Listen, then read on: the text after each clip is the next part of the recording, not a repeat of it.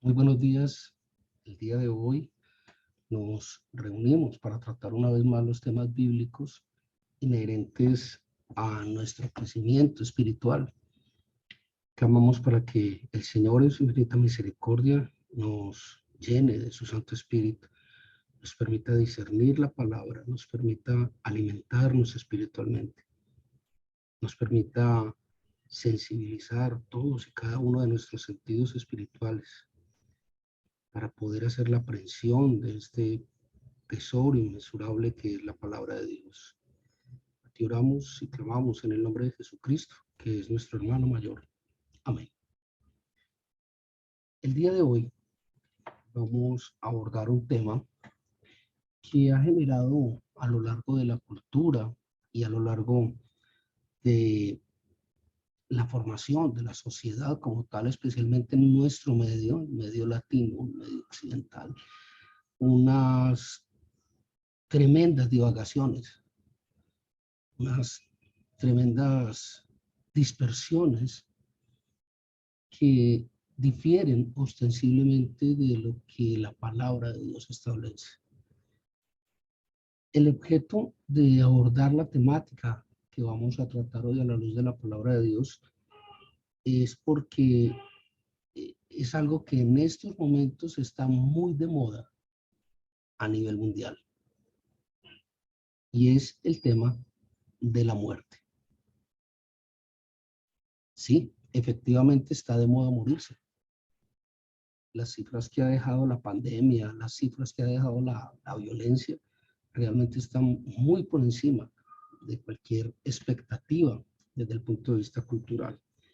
Y cuando me refería al tema de que culturalmente hemos tergiversado y hemos permeado todo lo establecido en la palabra, es porque han surgido desde principios de la humanidad una serie de rituales y una serie de procedimientos donde hemos atribuido a los muertos una condición y un estado que poco o nada tiene que ver con la palabra de Dios. De hecho, en muchas ocasiones es hasta contradictorio a la palabra de Dios. Entonces, frente a esta temática de la muerte, hay, les decía, un sinnúmero de planteamientos, tantos como culturas. Entonces hay gente que piensa que la gente o las personas se mueren y inmediatamente llegan al cielo y que estando en el cielo ya pueden hablar y interceder por los que quedamos aquí con Dios. Hay otros que piensan que la muerte no es sino un paso entre una vida y la otra, es decir, plantean el tema de la reencarnación. Eso tiene que ver con algunas otras religiones. Hay otros que establecen, como en algún momento lo llegué a pensar y a manifestar, que entramos en ese sueño profundo. Hay otros que simplemente piensan que con la muerte ya se acabó todo, no se sigue más. ¿A dónde más si ya estamos muertos? Y cuando empezamos a acercar, empezamos a rodear, empezamos a limitar un poco este concepto de la muerte sobre la religión cristiana, entendiendo como cristianos aquellos que creemos en Jesucristo, en la obra de Jesucristo, de Dios, de Yahvé, el Dios de Abraham, de Isaac. Entonces empiezan a surgir unas ambivalencias mucho más grandes y más delicadas.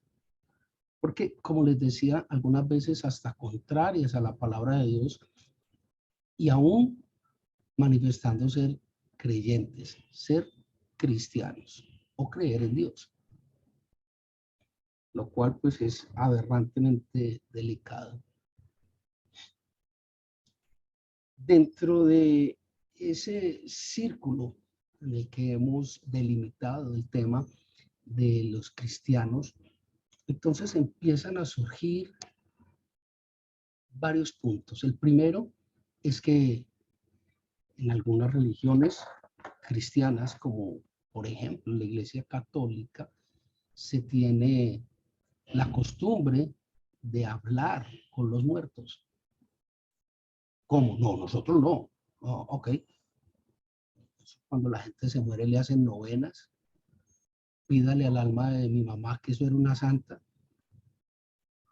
Órele al alma del abuelito que, mejor dicho, ese está en la paz del Señor. ¿Qué diferencia realmente habría entre comunicarse con un muerto a través de una ouija o a través de una oración? Lo único que varía es el canal, pero el objeto es el mismo, hablar con un muerto. Y dentro de la iglesia cristiana, me ha tocado en varias ocasiones ver personas que se enojan con Dios, se distancian de Dios por la muerte de un ser querido. Entonces hay personas que van y le reclaman a Dios en cualquier congregación, en cualquier iglesia, en cualquier lugar de oración, y los ve uno realmente con una profunda tristeza reclamándole a Dios. ¿Por qué me lo quitaste? Y a la verdad, Dios no te quita nada, por una razón muy sencilla. Nada te pertenece. Nada es tuyo. Nada. Luego, si no es tuyo, ¿cómo reclamas que te lo han quitado? ¿Que acaso no llegamos aquí desnudos, bañados en sangre, sin nada? Y de igual manera, no es así como nos vamos, sin nada. Entonces, lo que ocurra durante el paso de la vida son cosas que Dios nos ha facilitado, son cosas que Dios nos ha prestado. Y lo ha hecho en su infinita misericordia, porque como lo hemos visto en otras ocasiones, las cosas no se dan por merecimiento y la palabra de Dios es muy clara en eso. Es cuestión de leer un poco el libro de Romanos. Los primeros 3 capítulos, Pablo se dedica a exaltar la maldad, la condición ruinosa del hombre. Pablo se dedica a hacernos un juicio y a destapar la maldad de lo que somos. Y los siguientes capítulos, del 4 al 12 más o menos, Pablo se dedica a establecer que en pos de esa maldad, cualquier cosa a la que tengamos acceso no es más que la misericordia de Dios. Es decir, realmente no nos llegamos a merecer absolutamente nada más que la condenación, el infierno. Eso es lo que establece la Biblia. Pero Dios en su infinita misericordia nos ha concedido tener cosas y tener personas a nuestro alrededor.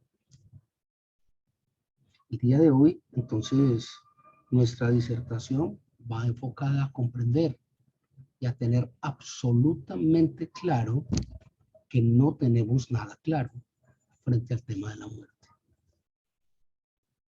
Vamos a centrarnos básicamente en 3 elementos. El primero de los elementos es una de las corrientes que más fuerza ha tenido y es el tema de la muerte como sueño o a la vez conversa, el tema del sueño como sinónimo de muerte.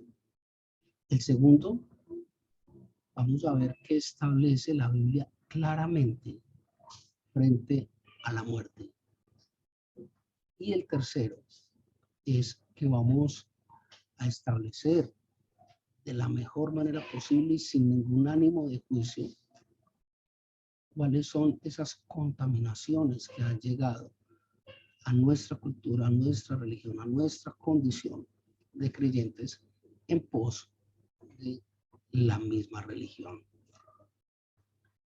Así pues, yo creo que vale la pena que empecemos a caminar un poco sobre esta temática que les acabo de mencionar. Hay un planteamiento, y es que a mí alguien en estos días que estaba investigando, estaba indagando sobre la temática, porque llevo varios días pensándole, pues, qué tan importante, qué tan válido puede ser abordar este tema, que insisto, no es un tema fácil de abordar y que puede llegar a herir y a tocar susceptibilidades. Alguien me decía, lo que pasa es que vos hablas así de la muerte porque vos no has perdido a un ser querido. Y a la verdad, eso es cierto, yo no he perdido un ser querido, he perdido muchos. Y duele, claro que duele. Y duele por el egoísmo propio. Duele porque somos egoístas. Lo que nos duele no es que esa persona se haya ido. Lo que nos duele es que nosotros ya no podemos tenerla con nosotros. Eso es lo que duele. Somos nosotros los que egoístamente reclamamos lo que era nuestro derecho y que ya no lo tenemos. Es así de sencillo. Cuando un ser querido parte o se va, lo que nos queda a nosotros es un tremendo vacío. Es a nosotros, no al ser querido que partió. Nosotros somos los que nos sentimos vacíos, nosotros somos los que nos sentimos abandonados. Y esa sensación de abandono es una sensación dura de enfrentar. Pero nunca, nunca nos perteneció. Nuestro cónyuge no es nuestro. Nuestros hijos no son nuestros. Nuestros padres no son nuestros. Nuestros amigos no son nuestros. Son meras cordialidades dentro de la inmensa misericordia y bondad de Dios para con nosotros. Entonces, vamos procediendo con el tema. Dentro de estos tres parámetros que les decía que íbamos a abordar, el tema del sueño, el tema de la muerte enfocada desde lo que dice la palabra, y en tercer lugar, el tema de la confusión que se nos ha generado. Miremos entonces que esta palabra muerte viene de una raíz, creo que es griega, que es la palabra thanatos. De ahí la ciencia de la tanatología o el estudio de la muerte. Thanatos, que era el dios de la muerte, no se traduce del griego como muerte. Thanatos realmente, cuando entramos a indagar un poco más a fondo la palabra, lo que quiere decir es separación, ruptura. No es muerte, es separación. ¿Y qué es lo que se separa? ¿Qué de qué se separa? Lo que se separa es el alma del cuerpo.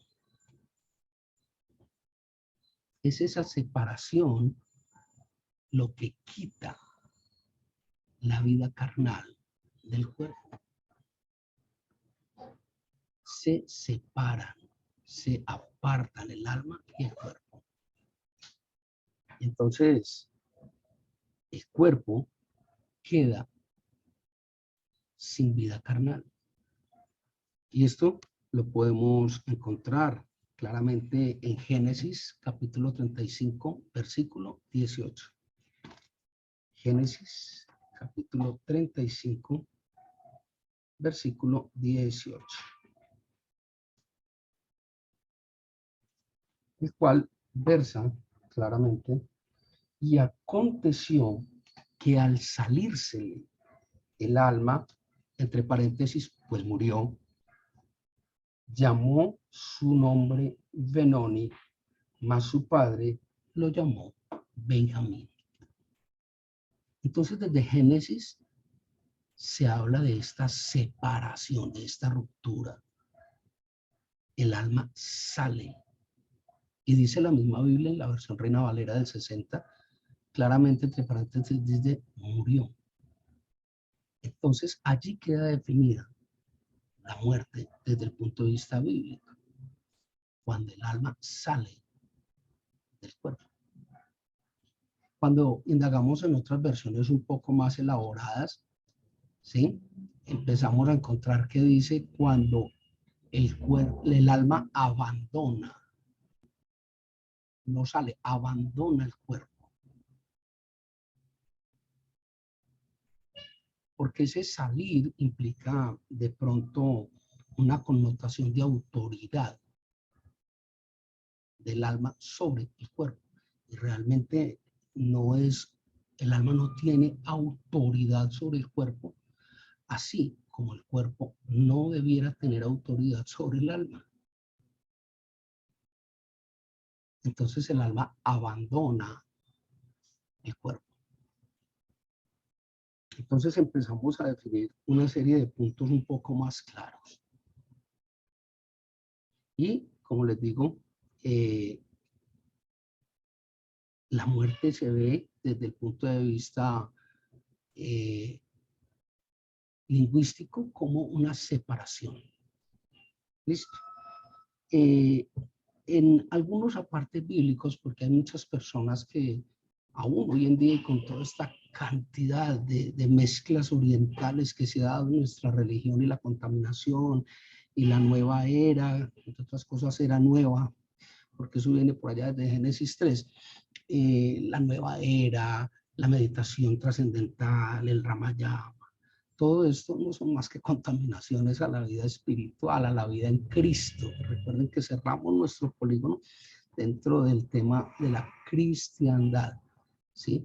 Entonces, no es posible yo decir que creo en Dios, en Yahvé, en Jehová, en yo soy el Dios de Abraham, de Isaac, de Josué. No puedo decir que yo creo en este Dios y paralelamente tener prácticas que limitan o desacreditan la obra de Jesucristo en mi vida. No es posible. No es posible. Máxime que a los ojos de Dios una cosa es una cosa y otra cosa es otra cosa. Con Dios no hay puntos intermedios. No hay puntos intermedios. Entonces, la reencarnación tiene dos planteamientos.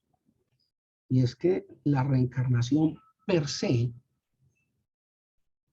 implica, lógicamente, desde el punto de vista de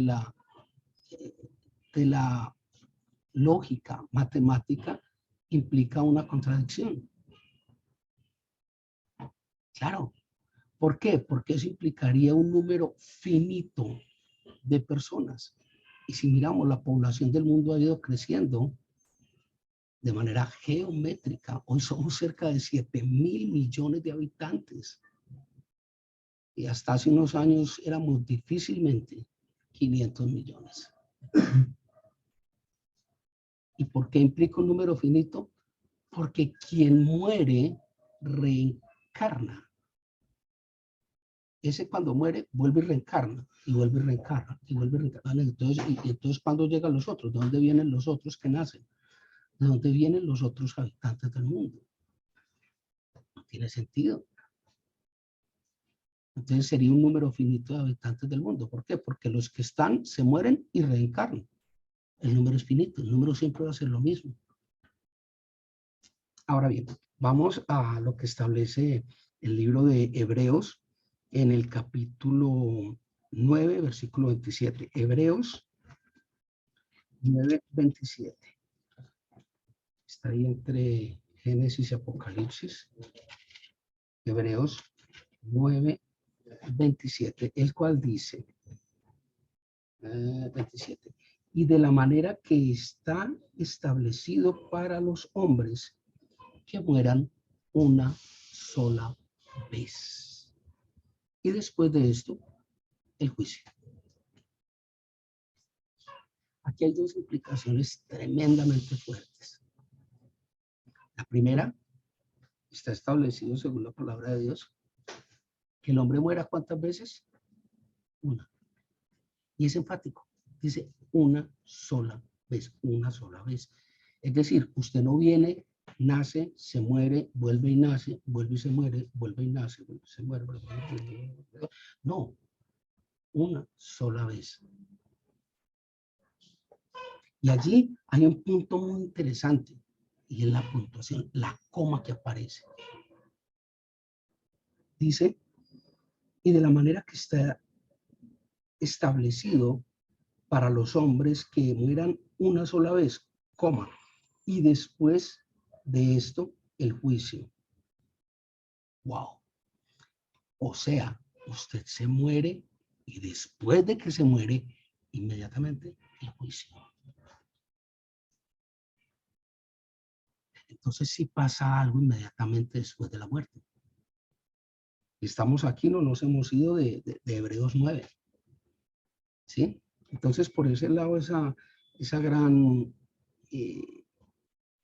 diversificación del concepto se pierde al tratar de acomodar la reencarnación dentro de la vida cristiana.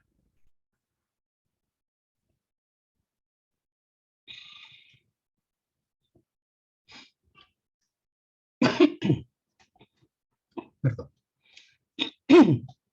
Ahora bien, hay un concepto que es bien interesante y es el concepto, como insisto, en algún momento lo entendí yo hasta que empecé a estudiar con un poco más de profundidad el tema, entonces ya considero que de pronto estaba en una equivocación teológica y cognitiva. Y es cuando se habla del sueño del alma, es decir, ¿a dónde van los muertos? El polvo vuelve al polvo, la carne vuelve al polvo, el espíritu vuelve a Dios, como lo vamos a ver dentro de un momento, y el alma entra al sueño profundo, hasta la segunda venida de Cristo. Entonces Cristo viene, hace el juicio, los que se van para del diablo, los que se van para de Dios, la boda del cordero, y chao, listo. Milenio y todo esto. ¿Sí? Pero parece ser, de acuerdo a lo que empecé a investigar dentro de la misma palabra de Dios, que esta comparación entre el sueño y la muerte es más un eufemismo que utiliza Pablo en muchas ocasiones para hablar del estado de inconsciencia que tienen los muertos. Insisto, lo que pretendíamos dentro de todo este tema que ahora atacamos el día de hoy es tener claro que no tenemos nada claro. Entonces esto no es ni mucho menos un juicio, una recomendación, no. Es poner las cosas claras sobre la mesa y que cada uno en su oración, en su relación personal con Dios, trate de discernirlo de la mejor manera, aunque la verdad yo personalmente no le pierdo mucho tiempo a eso. Prefiero la vida que hablar mucho de la muerte. En la muerte no hay vida. En la vida no está todo. Y si vemos todo bajo la óptica de Dios, vale la pena vivirlo. Si no, creo que es un poco necio de nuestra parte y presuntuoso por demás tratar de entender un fenómeno, porque hasta ahora nadie, absolutamente nadie, ha ido a la muerte, al otro lado, y ha vuelto. ¿Sí? Por ahí hay una cantidad de versiones y de videos y de gente que dice que se murió y que vio el túnel. Pues, ¿cuál túnel? Entonces no se murió, tuvo un paro cardiorrespiratorio, que es una cosa muy distinta. Nadie se muere y ha vuelto. Nadie. Esa historia de que me morí y entonces vi a todos mis seres queridos que me estaban esperando, ¿de dónde sacamos eso? No es cierto. Bíblicamente, bíblicamente. El único que ha muerto y ha vuelto de la vida nunca dijo eso. Nunca habló de eso. Y ese es Jesucristo. Una cosa es que la mente alucine por un estado de apnea cerebral, de falta de oxígeno, que es un fenómeno médico totalmente claro y válido. ¿Por qué? Porque hay un paro cardiorrespiratorio, y otra cosa totalmente distinta es que uno puede decir, me morí y volví. Bíblicamente no es así. Y mucho menos personas que dicen que han muerto, que han ido al infierno y que allá vieron a fulano, a mengano, y dirigentes políticos y cantantes y rockeros, entonces como era con reggaetoneros, y que realmente, hombre, no, o sea, el único que ha ido, estuvo muerto y volvió fue Jesucristo, y jamás mencionó en las escrituras de que hubiera visto algo. O sea, si el Hijo de Dios fue y no le dio esa trascendencia, no le dio la importancia que pretendemos darle nosotros, ¿usted cree que va a mandar una persona hoy en día para que nos diga qué hay después de la muerte? ¿Ah? Es absurdo. Es totalmente absurdo.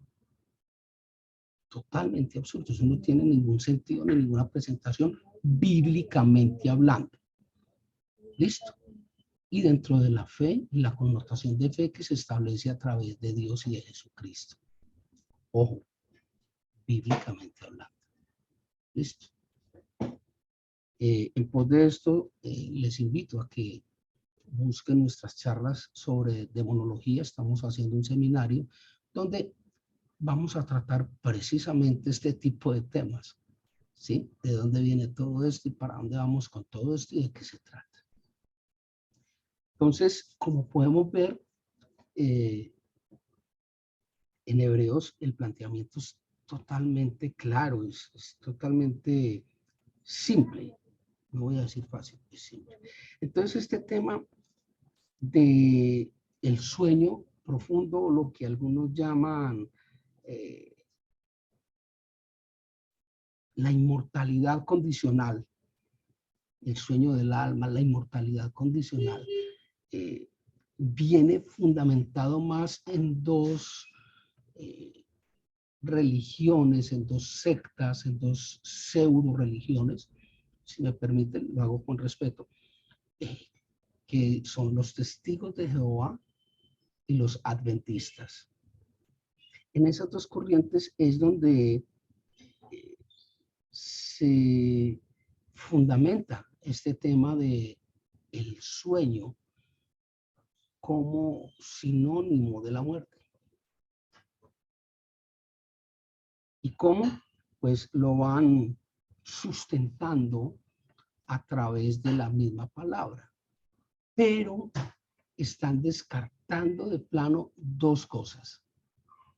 Lo primero que están descartando es dentro de qué contexto se está hablando el tema, y segundo, el género dentro del cual se está tratando el tema. Dos elementos: el contexto, de qué viene hablando, para dónde va, y el género literario dentro del cual se está moviendo. Si nosotros dejamos de lado estos dos elementos, entonces cuando nos salimos de el contexto, se nos vuelve un pretexto. Es decir, no podemos generar doctrina de fe partiendo de un versículo. No es posible. No es posible. Y la Biblia, a través de sus 66 libros o de sus 72 para los otros creyentes, no es contradictoria entre un elemento y otro. La Biblia es totalmente hilada, es totalmente coherente en todo su proceso. Entonces no podemos andar pensando que la Biblia dice una cosa por aquí y por allá adelante dice otra. No, la Biblia no se contradice. Nunca. Eso sería tanto como establecer que Dios se contradice en sus planteamientos. Y no hay tal, realmente, no hay tal.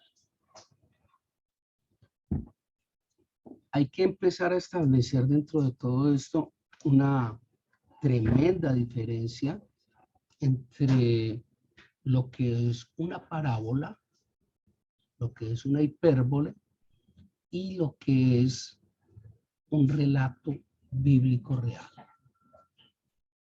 La parábola es un cuento, una figura literaria que no cita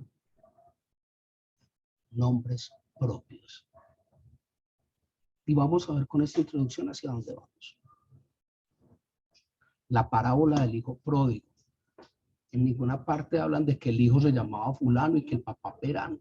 Habla de un padre, habla de un hijo, habla de una ciudad, habla de un hermano, habla de unos servidores, pero en ninguna parte hay nombres propios.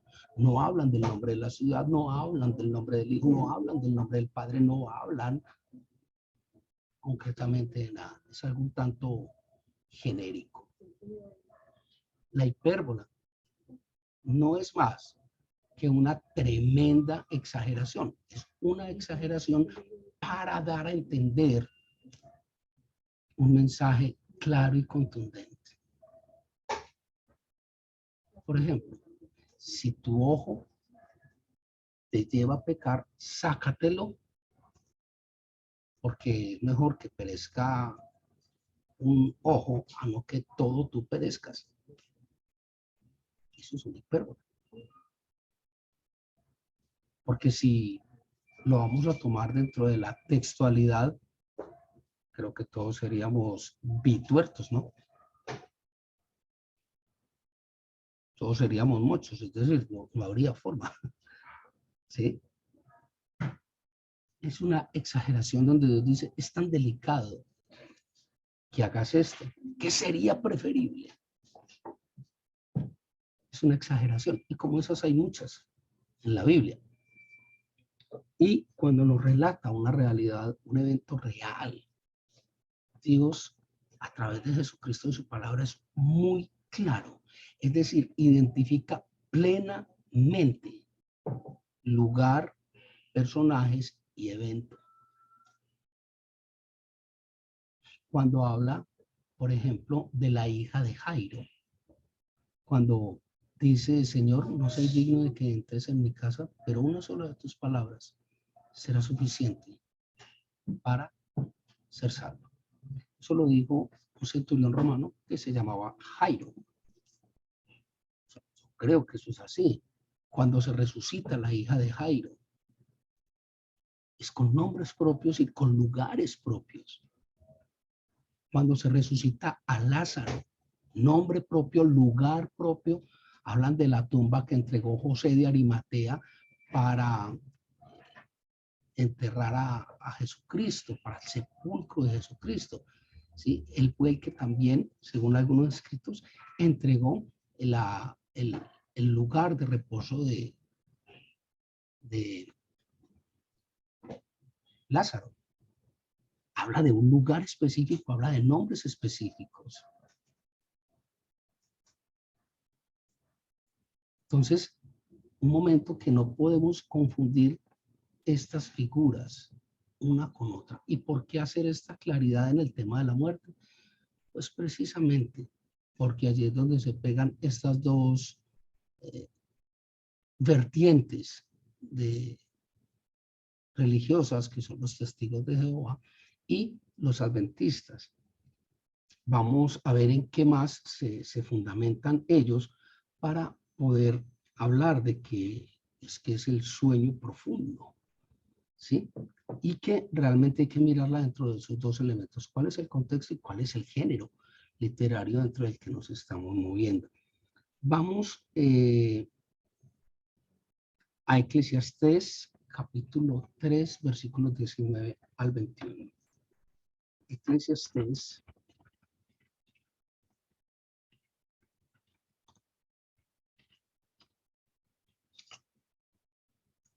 capítulo 3, versículo 19. Hasta que encontremos Eclesiastés, capítulo 3, versículo 19. Aquí está. Del 19 al 21, el cual versa de la siguiente manera. Porque lo que sucede a los hijos de los hombres y lo que sucede a las bestias, un mismo suceso es. Como mueren los unos, así mueren los otros. Y una misma respiración tienen todos. Ni tiene más el hombre que la bestia, porque todo es vanidad. Wow. Entonces, allí Eclesiastés nos dice que es que el cuerpo como ente orgánico es el mismo para unos y para otros, para todos los seres vivos. Y nos habla de que la muerte es un evento uniforme, estándar para todos. Y la Biblia es muy clara, es muy contundente, es muy explícita cuando habla de que los animales no van al cielo. No hay un cielo de perros, no hay un cielo de gatos, no hay un cielo de estos animales, no hay un cielo para estos seres. No existe bíblicamente. Entonces, allí se establece precisamente que la muerte orgánica es la misma para todos. Simplemente dejamos de existir como la vida orgánica lo contempla. Vamos allí mismo en Eclesiastés, a Eclesiastés 9:5. ¿Qué nos dice Eclesiastés, capítulo 9, versículo 5? Porque los que viven saben que han de morir, pero los muertos nada saben, ni tienen más paga, porque su memoria es puesta en olvido. Imagino que eso volvió en algunas partes. Y allí queda claramente establecido que a los muertos no se les habla. Allí queda claramente establecido que utilizar una ouija para que un muerto le revele a usted algo, o sea, por ahí no es. Por ahí no es. ¿Por qué? Está escrito, los muertos nada saben. Nada. Ya entraron en ese olvido.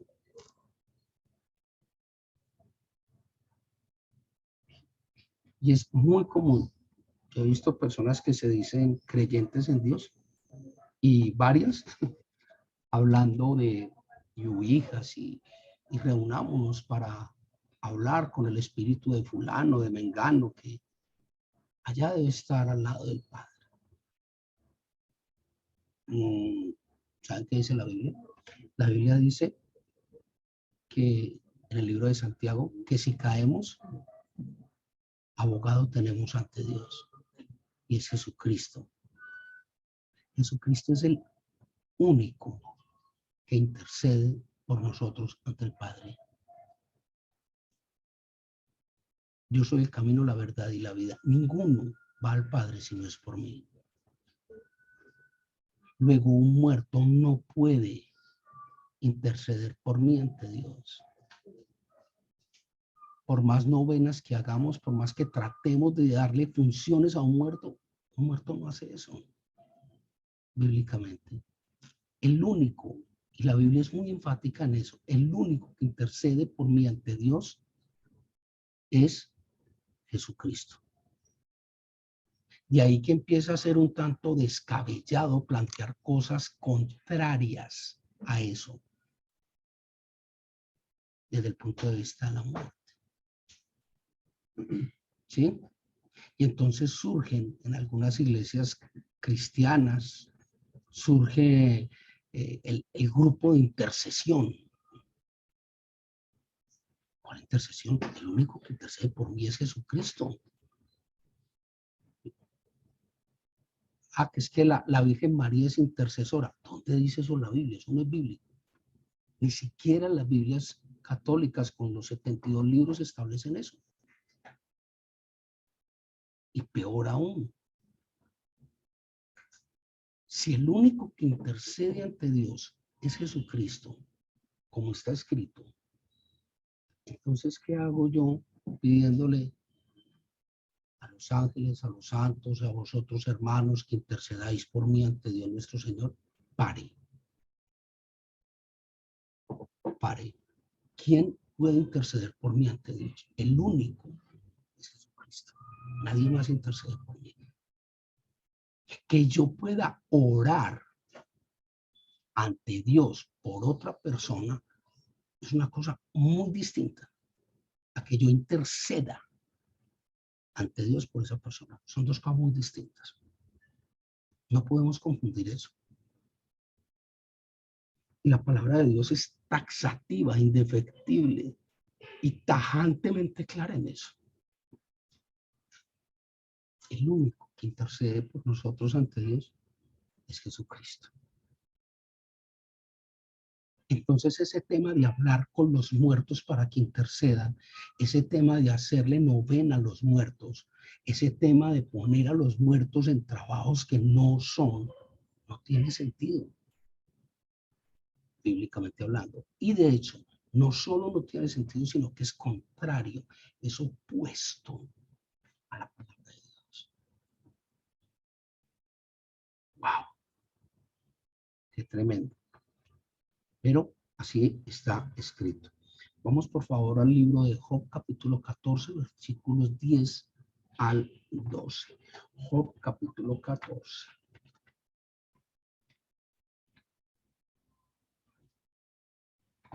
Job, capítulo 14, establece,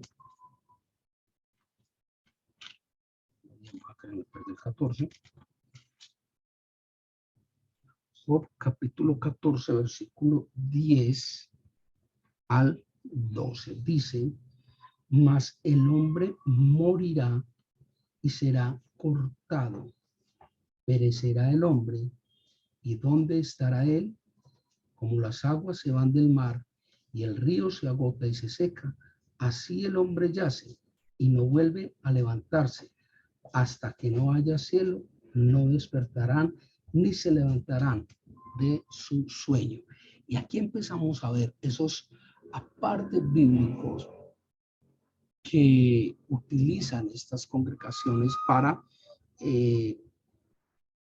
establecer que el sueño es muerte. ¿Sí ve? Ahí dice, mire, ¿ah? Ni se levantarán de su sueño. Ahí dice, el que está muerto está dormido. ¿Cuál es el contexto del que Job está hablando del tema? Y cuál más aún es el género en el que Job está hablando. Todo el capítulo 14 del libro de Job no es más que una disertación poética que hace Job sobre lo corta que es la vida. Se hace así un libro poético. Y como libro o capítulo poético, lo que hace es darle un sentido. Por eso les decía al principio que todo esto no son más que eufemismos. Es una forma de suavizar algo tan crudo como es la muerte a los ojos del hombre, a los ojos de la humanidad. Una persona muerta parece dormida. Bueno, hay diferencias, claro. El color de la piel cambia, el brillo de la piel cambia. Sí, es un tanto desagradable. Pero Job lo que hace es mostrar la muerte como algo menos duro, como una condición en la que simplemente el que está muerto parece estar dormido, quieto y ojos cerrados. Ojo con eso. No podemos confundir una cosa con otra. Recuerden las dos figuras. ¿Cuál es el contexto en el que nos estamos moviendo y cuál es el género dentro del que nos estamos moviendo? Y por eso ubicamos ambos. El contexto es la disertación que hace Job sobre la brevedad de la vida. Y el género es un género poético.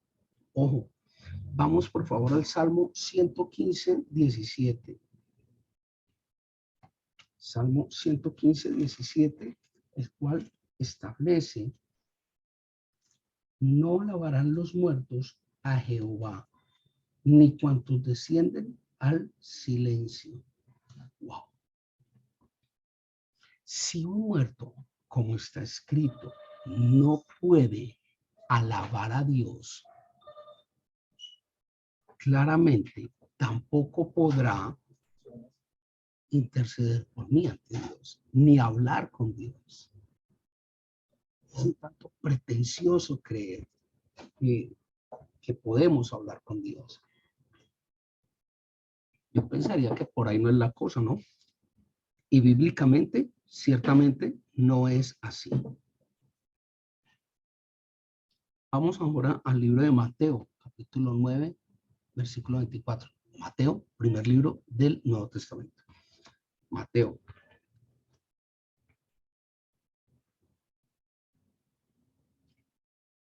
Mateo, capítulo 9, versículo 24.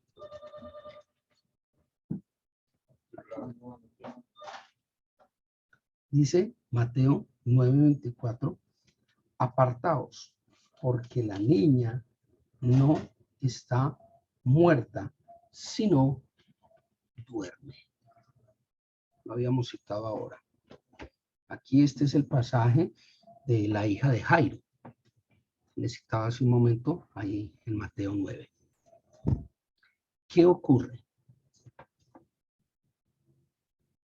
Para Jesucristo establecer claramente esa diferencia y esa marca que había de la muerte como un elemento taxativo y definitivo, Jesucristo usa la palabra dormir. Si está dormida, se despierta. Si está muerta, no se va a levantar. Y es ahí donde estas dos corrientes religiosas dicen: no, no estaba muerta, estaba dormida. Un momento. ¿Cuál es el contexto del que se está haciendo? ¿Qué es lo que está pasando? Y esto es real. Mire que habla con nombres propios y lugares propios. Es claro, es contundente. Vamos por favor a Juan 11, 11 al 14. Mateo, Marcos, Lucas, Juan. Listo. Juan, capítulo 11, versículos del 11 al 14. Dice: entonces Jesús les dijo claramente: Lázaro ha muerto, y me alegro por vosotros de no haber estado allí para que creáis. Mas vamos a él. Dijo entonces Tomás, llamado Dídimo, a sus condiscípulos: vamos también nosotros para que muramos con él. Wow. ¿Qué diferencia hay entre la muerte de Lázaro y la muerte de la hija de Jairo? La hija de Jairo, a pesar de que Dios le conocía como ser vivo y que fue utilizada esta resurrección para gloria de Dios, Jairo era amigo personal de Jesucristo.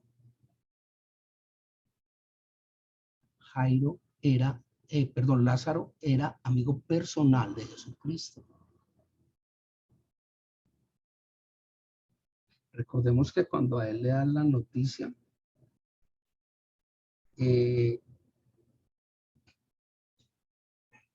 Jesucristo se entristece.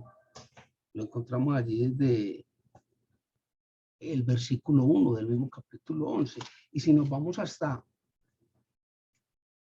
el versículo 11, dice Jesucristo, dicho esto, les dijo después, nuestro amigo Lázaro duerme, mas voy para despertarle. Versículo 11.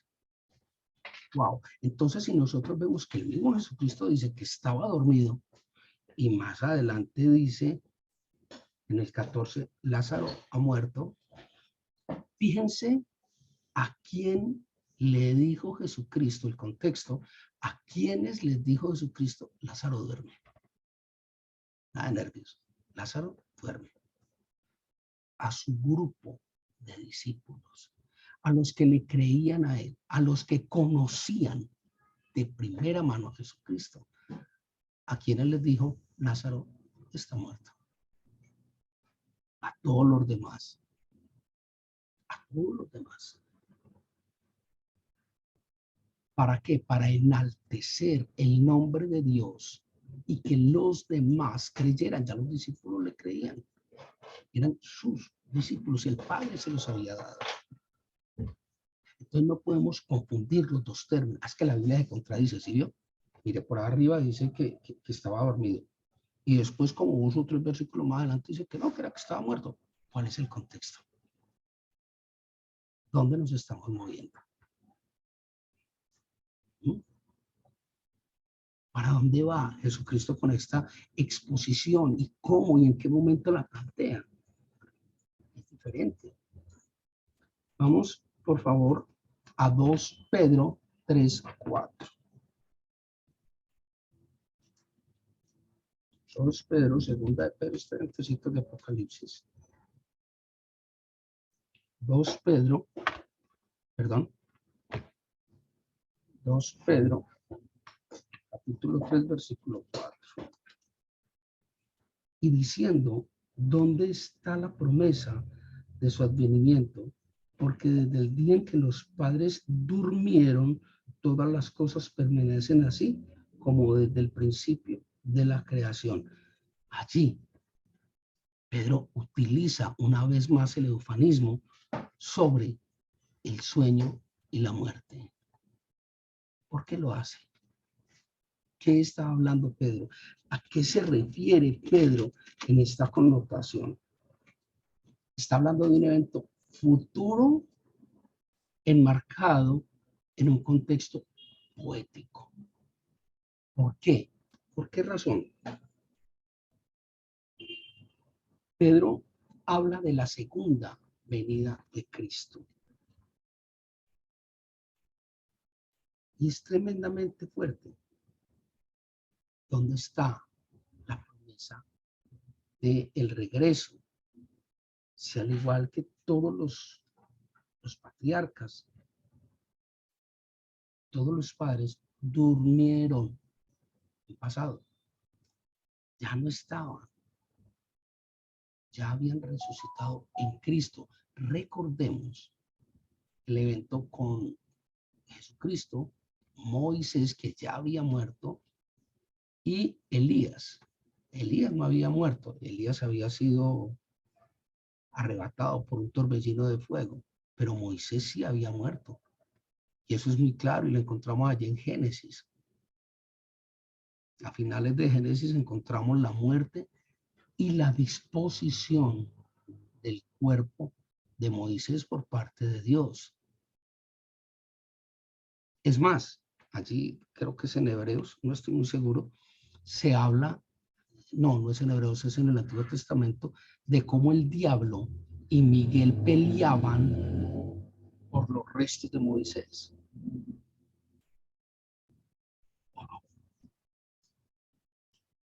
Entonces, no podemos confundir, insisto, estas dos concepciones de términos que son mal interpretadas y mal utilizadas por estos dos grupos religiosos, ¿sí? Yo creo que por hoy es más que suficiente. Continuaremos el día jueves 7:30 AM con los planteamientos que hace la Biblia frente a la muerte y, por supuesto, cuáles son esas tremendas equivocaciones que hemos cometido desde la fe en torno del tema de la muerte. Padre, queremos agradecerte por este tiempo, queremos agradecerte, Señor, por lo que nos compartes a través de tu palabra. Queremos agradecerte porque tu Santo Espíritu ha estado con nosotros y nos ha acompañado. Padre, guíanos, oriéntanos, ministranos, fortalécenos, Señor. A ti sea la gloria, la alabanza y la adoración. Ten misericordia de nosotros y guíanos a fin de que conozcamos tu verdad. Te oramos en el nombre de Cristo Jesús. Amén.